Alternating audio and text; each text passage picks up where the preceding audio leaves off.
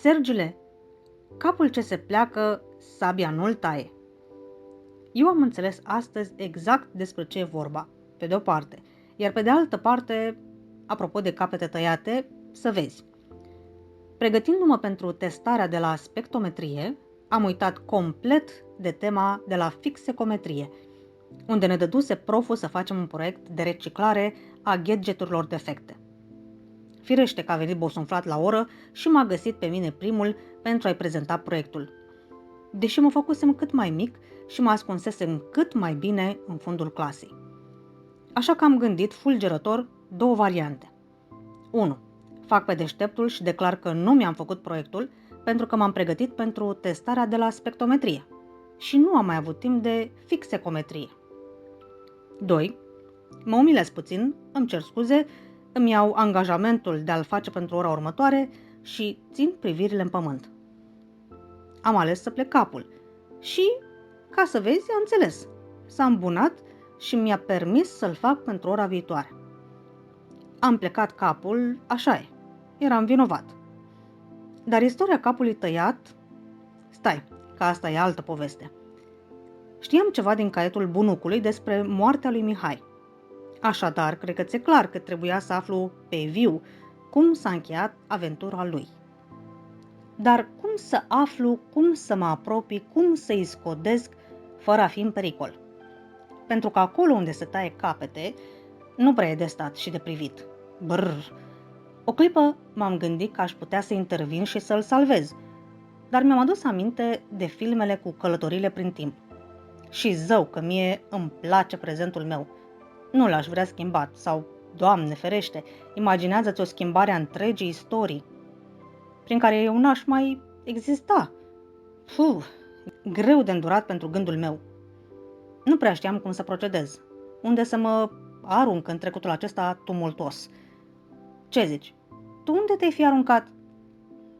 Citisem în caietul bunucului că Mihai, ajutat de trupele unui general, Pasta, recucerise Transilvania de la Sigismund Batory.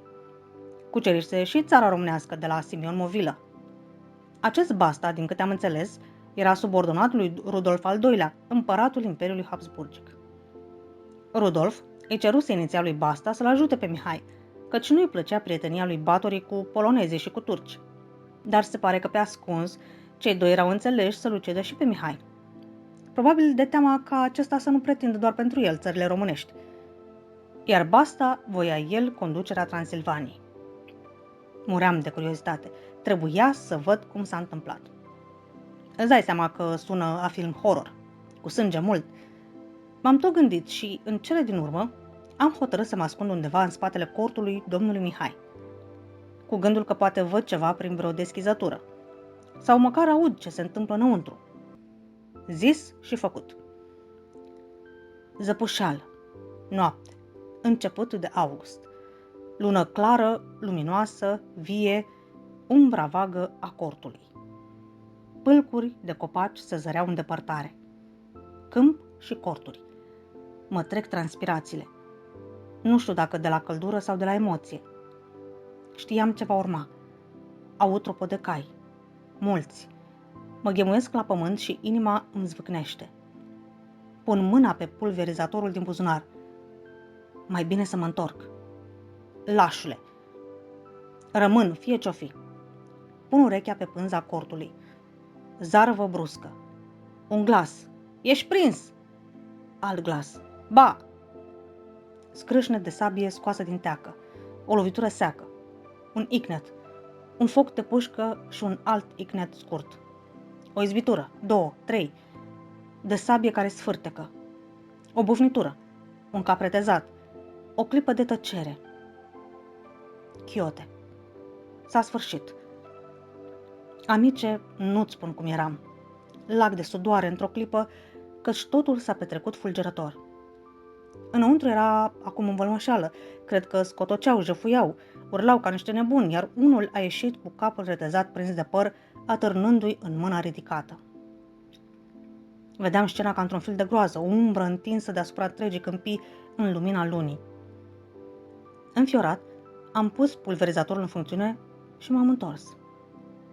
Stăteam pe canapea, lac de sudoare și gâfâiam, de parcă aș fi alergat de la locul faptei. Bun. Acum totuși nu sunt fricos, doar mă știi. Nu țâcă. Așa că i-a trecut repede. Am tras aer în piept și mi-am dat seama că sunt la ani distanță și că am de făcut proiectul la fix secometrie și că aș vrea să mă joc mai mult pe consola cea nouă. Are o interfață înnebunitoare, mai am mult de învățat până să o stăpânesc și că ar trebui să gândesc un plan de îmblânzire a fițelor. Fără săbii, fără puști.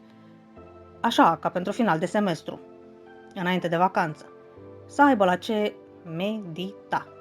Să nu se plictisească. Pe curând, așadar, Sergiulică,